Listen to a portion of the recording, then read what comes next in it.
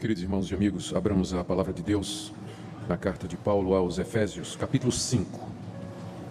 E leiamos do verso 15 até o verso 17. 3 versículos do capítulo 5 da carta aos Efésios, dando continuidade à nossa série de mensagens nessa carta do apóstolo Paulo. Efésios 5, de 15 a 17. Portanto, vede prudentemente como andais, não como nécios, e sim como sábios, remindo o tempo, porque os dias são maus. Por esta razão, não vos torneis insensatos, mas procurai compreender qual a vontade do Senhor. Até aqui a leitura da palavra de Deus. Vamos orar pedindo que o Espírito Santo ilumine o nosso entendimento na compreensão da santa palavra do nosso Senhor.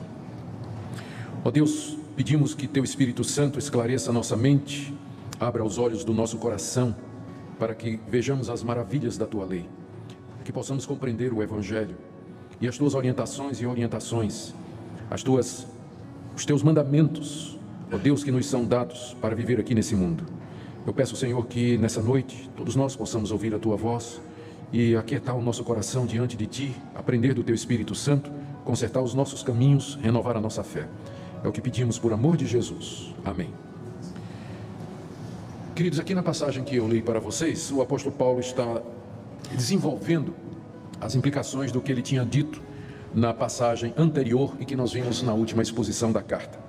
Se vocês se recordam do capítulo 5, do verso 7 até o verso 14, que foi o tema da nossa última mensagem, o apóstolo Paulo estava ensinando que os cristãos não deveriam ser nem participantes e nem cúmplices nas obras dos filhos das trevas. Ao contrário, eles deveriam reprovar estas obras, não deveriam nem mencioná-las em suas conversas, quando possível denunciá-las publicamente para que elas se mostrem como realmente são, e que a igreja deveria, para isso, se levantar de entre os mortos. Verso 14, por isso diz: desperta, ó tu que dormes, levanta-te de entre os mortos e Cristo te iluminará.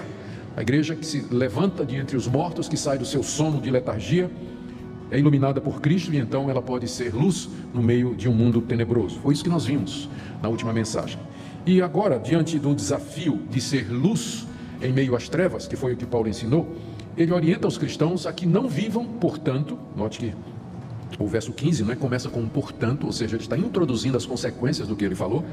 Ele diz que nós, à luz do que foi dito, não devemos viver como tolos, não devemos viver como nécios, como insensatos, é o verso 15, mas como sábios, o que implica em duas coisas. Nós temos que remir o tempo, verso 16, e procurar compreender a vontade de Deus aqui nesse mundo, que é o verso 17.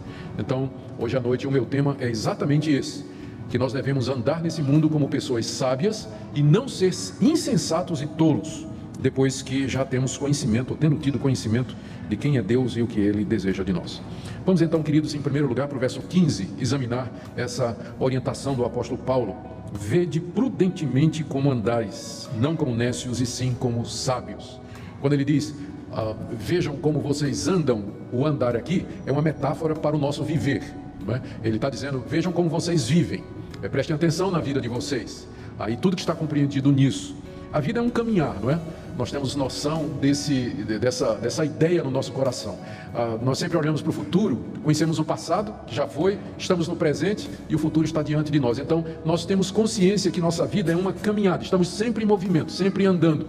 Por isso que na Bíblia, e por outras razões, na Bíblia, a vida ou o viver é descrito às vezes. A razão que o primeiro nome que deram para a igreja não foi de igreja cristã, mas lá no livro de Atos, a primeira designação da igreja é aqueles que eram do caminho. O caminho, o cristianismo era visto como um caminho, ou seja, é uma maneira de viver, é uma maneira de ser. Então quando Paulo diz aqui, prestem atenção como vocês andam, ele está dizendo, prestem atenção como vocês vivem, a vida de vocês aqui nesse mundo. E quando ele diz, no verso 15, vede prudentemente como andais, o ver aqui significa observar, não é só dar uma olhada assim rápida, mas é prestar atenção, examinar detalhadamente a nossa maneira de viver. Infelizmente a nossa tradução, eu entendo até porque que eles fizeram isso, traduziram a palavra prudentemente como prudentemente, mas a palavra no original grego quer dizer acuradamente, ou de maneira exata. É como se Paulo dissesse assim, prestem atenção para que vocês andem exatamente de acordo com aquilo que Deus revelou, com a vontade do Senhor, que é o que ele vai dizer mais adiante. Ou seja, preste atenção, analise, examine e tenham cuidado para que a vida de vocês, o andar de vocês, esteja de acordo com aquilo que Deus nos revelou. Isso é o que o prudentemente significa. Eles traduziram prudentemente porque quem vai querer viver nesse mundo exatamente como Deus mandou, esse é prudente. É o que diz o livro de Provérbios, que o temor do então é prudente porque ele vai examinar a sua vida e vai conformá-la à luz da palavra de Deus, vivendo rigorosamente de acordo com o que Deus manda, com o que Deus nos diz. Então, é isso aí, a ordem que nós temos. Note que em seguida, depois de dizer, vejam prudentemente como vocês andam, ele explica, não é? Não como nécios, mas como sábios. O nécio é o tolo, é o insensato.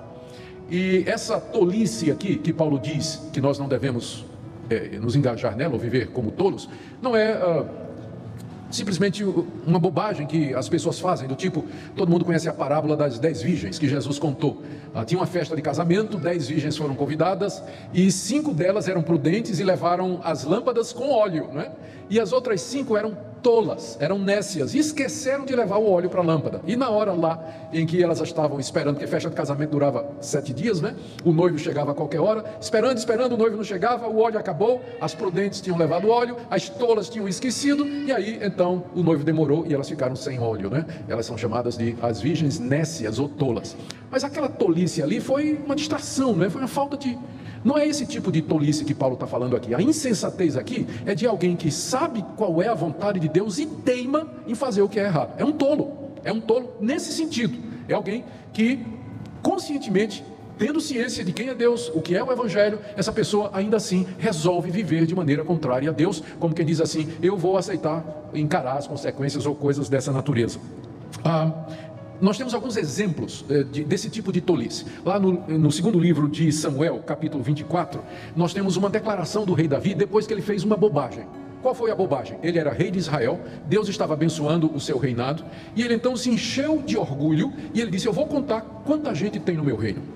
Fazer um censo não é errado, mas a motivação de Davi era errada. Ele queria ver a grandeza do seu reino e mandou Joabe, o seu general, contar todas as pessoas de Israel. O censo levou mais de um ano e finalmente Joabe trouxe um número. Olha, em Judá nós temos tanto, em Israel nós temos tanto. E diz lá o texto de 2 Samuel 24:10 que o coração de Davi se apertou depois que ele fez isso. E ele orou e disse, Deus me perdoa porque eu procedi loucamente. Eu fui insensato, eu fui um nécio. Então é nesse sentido. Quando alguém faz uma bobagem espiritual diante de Deus, quando alguém faz o que não devia fazer à luz da verdade de Deus, a pessoa que conhece o Evangelho. Querem outro exemplo? A mulher de Jó. A mulher de Jó, todo mundo sabe a história de Jó. Era um homem que temia Deus, era um homem justo, fazia o que é reto. Todas aquelas desgraças vieram sobre Jó como uma provação sobre ele. A mulher de Jó, daí que eu acho que a maior tentação não foi ele ter perdido os bens, os filhos e todas as propriedades, mas ter esse tipo de mulher no pé do ouvido dele na hora da desgraça. A mulher chegou e disse, ô Jó, você ainda continua acreditando em Deus? Amaldiçoa esse Deus e morre. Qual foi a resposta de Deus? Como qualquer doida você está falando, mulher. Você é doida, você é louca, você é nécia, você é insensata. É esse tipo de insensatez que a Bíblia proíbe. Quer um outro exemplo? Lá no segundo livro de Samuel, nós lemos a história de um homem chamado Nabal. Nabal era um homem muito rico, era um homem poderoso, casado, aqui já é o contrário, né? Jó era um homem sábio, casado com uma doida. Nabal era doido, mas era casado com Abigail, que era uma mulher sensata. Davi mandou os servos a Nabal, dizendo, meus soldados protegeram você durante todo o ano dos ladrões, então manda uma oferta para nós aqui, manda cabrito, o que você tiver, ovelhas e tudo. Aí Nabal disse, que coisa nenhuma, quem é Davi? Rei mesmo é Saul, esse Davi é um servo que fugiu do seu senhor.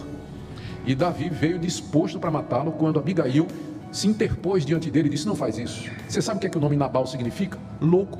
Ele é um tolo, ele não entendeu o risco em que ele estava se metendo quando ele tomou essa decisão. O nome dele significa isso, loucura. Nabal é o seu nome. Então quando a Bíblia diz aqui, vejam, com prudência como vocês andam, não como nécios, não como tolos, não como insensatos, esses exemplos aqui nos ajudam a entender que o apóstolo Paulo está dizendo, não seja bobo, não seja tolo, não seja insensato. Você conhece a palavra de Deus, você conhece a verdade de Deus, você foi instruído na palavra de Deus, não tente a Deus, não desafie a Deus, não arrisque, não tome decisões arriscadas, não faça escolhas loucas, não andem como tolos, porque o pecado será castigado. Porque toda obediência terá a justa, desobediência terá a justa retribuição. Em contraste, ele diz, andem como sábios. O sábio aqui não é a pessoa culta, intelectual. Durante 10 anos eu fui chanceler da Universidade Mackenzie e convivi com gente extremamente culta. PhD, DDD, ODD, TNT, o que você imaginar de título de doutor obtido no exterior, no Brasil, tudo. Gente top pesquisador do CAPES. Mas cuja vida pessoal completamente destruída. Já ia no 5º mandamento, ou casamento, os filhos completamente transviados, longe, fora do convívio. A vida pessoal completamente arrasada. Uma pessoa pode ter títulos, ela pode ter cultura, ela pode ter sabedoria nesse sentido, mas ser um tolo na vida prática. A sabedoria que Deus fala aqui, não seja tolo, mas seja sábio, é a sabedoria prática que você encontra no livro de Provérbios. O sábio teme a Deus, ele se desvia do mal. Ser sábio é você andar nesse mundo de acordo com a palavra de Deus, é você temer a Deus e levar Deus em consideração. Toda vez que você vai tomar uma decisão, toda vez que você vai fazer uma escolha, essa é a sabedoria. E nesse sentido você vai encontrar muita gente iletrada, mas que é sábia, e muita gente culta, mas que é nécia, tola, boba, insensata, jogando fora a sua vida. Então aqui está, é assim que nós devemos andar, prudentemente, como sábios e não como tolos, nos ensina o apóstolo Paulo no verso 15. Em seguida, ele coloca 2 orientações relacionadas com isso. A primeira delas está no verso 16, remindo o tempo, porque os dias são maus. Algumas observações aqui. Primeiro, tempo aqui, remindo o tempo, porque os dias são maus. O tempo aqui não é o tempo do relógio, o tempo cronológico. Muita gente olha para essa passagem e pensa que Paulo está dizendo o seguinte: não perca tempo, né? Trabalhe, né? Não perca, você, né? Não chega atrasado, né? Ou alguma coisa desse sentido. Não, o tempo aqui não é o tempo de relógio, mas é o tempo ocasião. Há 2 palavras na língua grega para tempo. E a palavra que Paulo usa aqui, ela significa não tempo cronológico, mas a oportunidade, ocasiões que nos acontecem durante a vida, ou ocasião oportuna, ou a oportunidade que o tempo nos oferece. Segunda coisa que é preciso observar é que a palavra remir significa comprar. Comprar, literalmente, comprar na praça. A palavra praça está na raiz aqui do remir. Por quê? Porque na época de Paulo, no Antigo Oriente, o comércio era na praça. Ainda hoje tem em Goiânia aqui, né? Quando chega fim de semana, pelo menos sábado, lá perto do meu prédio, tem uma rua pertinho de uma praça que no sábado de manhã já começa com a feira, né? E o pessoal vai lá. Então, antigamente, ir na praça era o sinônimo de eu vou fazer compras. Onde é que você vai, mulher? Eu vou na praça. O marido já segurava o cartão de crédito, porque sabia que a mulher ia para a praça. Então, era na praça que se faziam as transações comerciais. Então, por isso que literalmente aqui está dizendo, a palavra remir é tirar da praça. E é claro, mediante o pagamento. Daí a ideia de remir, de resgate. Uma das coisas que você podia comprar na praça eram escravos. Os escravos eram colocados à venda e o escravo pertencia ao seu dono, que tinha direito de vida e morte sobre ele. Se você queria comprar um escravo, você pagava o preço do resgate daquele escravo e ele passava a ser seu e você o levava para casa. Você o redimia, você o resgatava do antigo dono e o levava como sua posse. Esse verbo que aparece aqui, quando ele diz remindo o tempo, essa ideia de você ir na praça e resgatar alguma coisa que antes pertencia a uma outra pessoa. A gente fica pensando, mas como? Em que sentido? Isso está explicado quando ele diz, porque os dias são maus. Quando ele fala isso, porque os dias são maus, ele está se referindo, os dias aqui, é o período em que nós vivemos, entre a primeira vinda de Cristo e a segunda vinda de Cristo. A Bíblia sempre se refere a esse período entre as 2 vindas, como sendo o presente século, como sendo um período de trevas, como sendo um período de domínio do pecado, o crescimento do reino do anticristo. É um período marcado por tentações, provações, é o que Jesus chamou de o princípio das dores. Os dias são maus. Nós estamos vivendo a última etapa da história desse mundo, que será encerrada com a vinda de Cristo. E até lá, o mundo é marcado pela apostasia, perseguição, crescimento do pecado, incredulidade, materialismo, egoísmo, relativismo, enfim, todas estas ameaças que têm estado presentes durante a história da vida cristã, desde o seu começo até o dia de hoje. Então, os dias são maus. Eles são marcados pelo pecado. Cada dia traz a sua tentação, como Jesus disse, basta cada dia o seu mal. Cada dia traz a sua tentação, a sua provação, a sua dor e o seu sofrimento. Então nós vivemos numa época em que todos os dias são maus. O que nós temos que fazer então é remir o tempo, resgatar as oportunidades da história e das ocasiões que estão debaixo dos poderes das trevas. Deixa eu dar um exemplo. Você está sendo oprimido no trabalho. Isso é uma coisa má, isso faz parte dos dias maus. Mas você usa esse momento e o transforma para o bem, para dar testemunho de Cristo.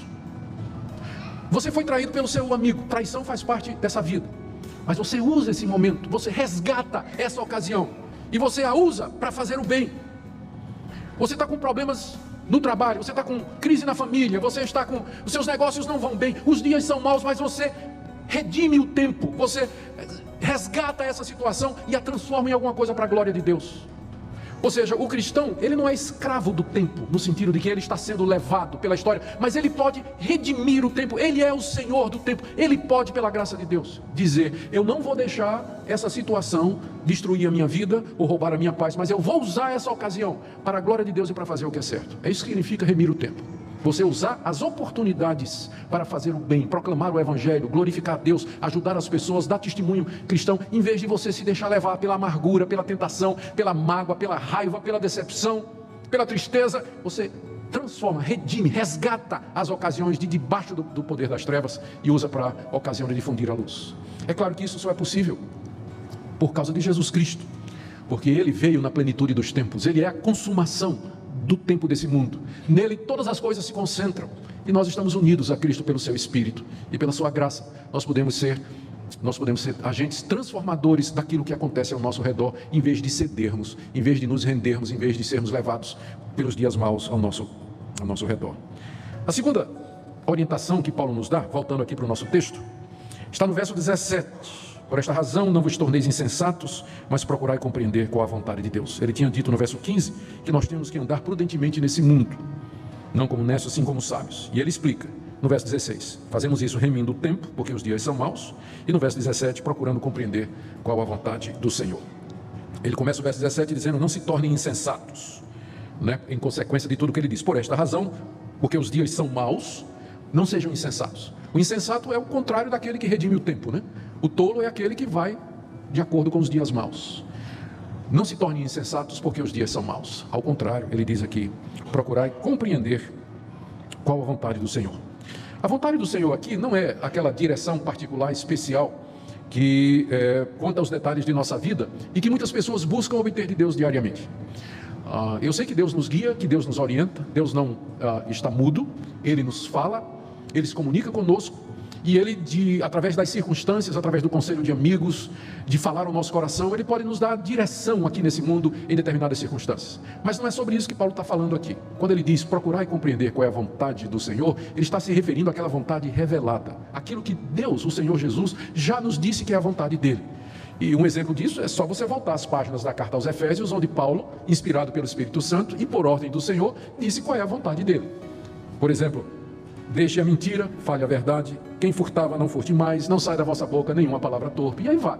Todas aquelas orientações que foram dadas aqui na carta aos Efésios, por exemplo, é aquilo que Deus nos revelou, qual é a sua vontade. Em termos práticos, procurar compreender a vontade do Senhor significa aplicar a estas circunstâncias, quando chega o dia mau, ou quando dentro do dia mau as ocasiões aparecerem, você compreender qual é a vontade do Senhor para aquela situação. Por exemplo, você está sendo perseguido: qual é a vontade do Senhor quando eu estou sendo perseguido? O que é que a Bíblia me diz? Ou então você está doente: o que é que a Bíblia me diz? Qual é a vontade de Deus? Como eu devo reagir? Ou então estou tendo um conflito com minha mulher, estou brigando com meu marido: o que é que a Bíblia diz? Qual é a vontade dele? Como é que eu resolvo isso? Meus negócios estão indo muito mal, o que é que Deus tem para mim aqui? Como eu devo reagir? Ou meu filho saiu de casa, está tomando drogas: meu Deus, como é que eu faço? Qual é a vontade do Senhor para que eu faça isso? Estou sozinho, estou abandonado, não tem ninguém na minha vida. Qual é a vontade do Senhor para mim? Fui traído por um amigo, como é que eu faço agora? Estou magoado, alguém me ofendeu. Ou seja, é isso que significa você procurar compreender qual é a vontade do Senhor para cada momento desses dias maus, para que você proceda como um sábio e não como um tolo. Um tolo é alguém que diz assim: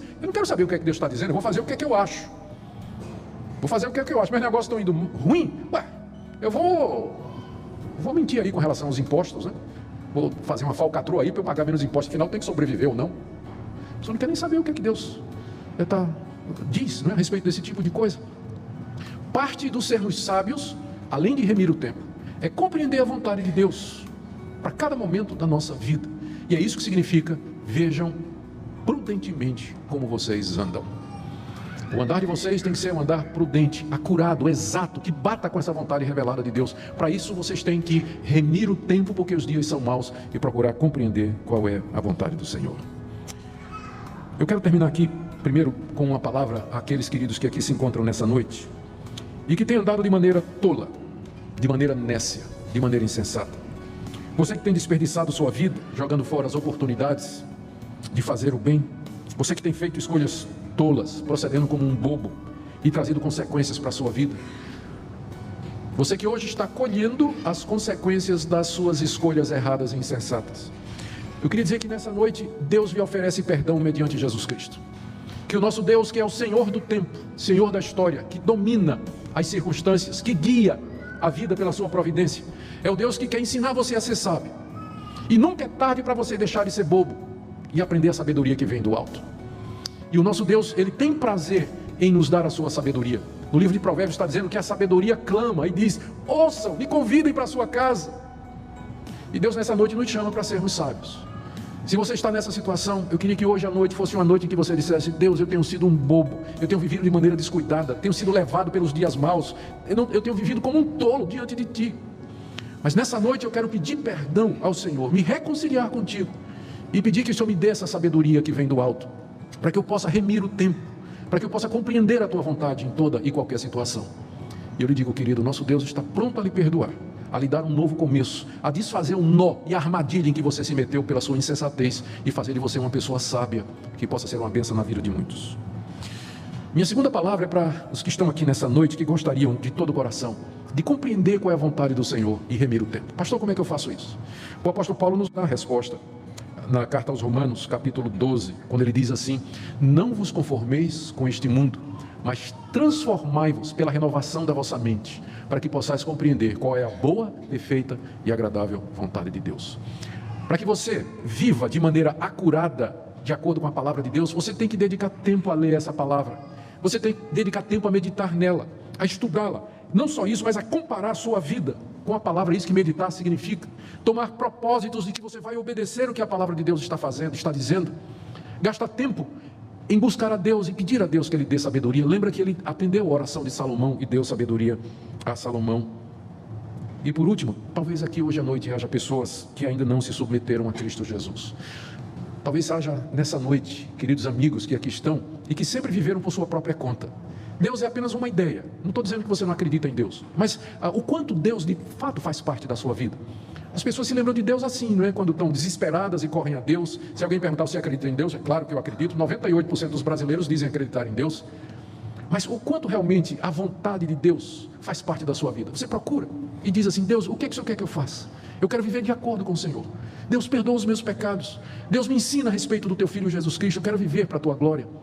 Uma vida que não é vivida sabiamente e prudentemente, ela vai ser contada com os tolos que receberão a consequência do seu pecado. Mas hoje à noite você pode dizer: sim, Senhor, eu quero conhecer a Jesus Cristo, porque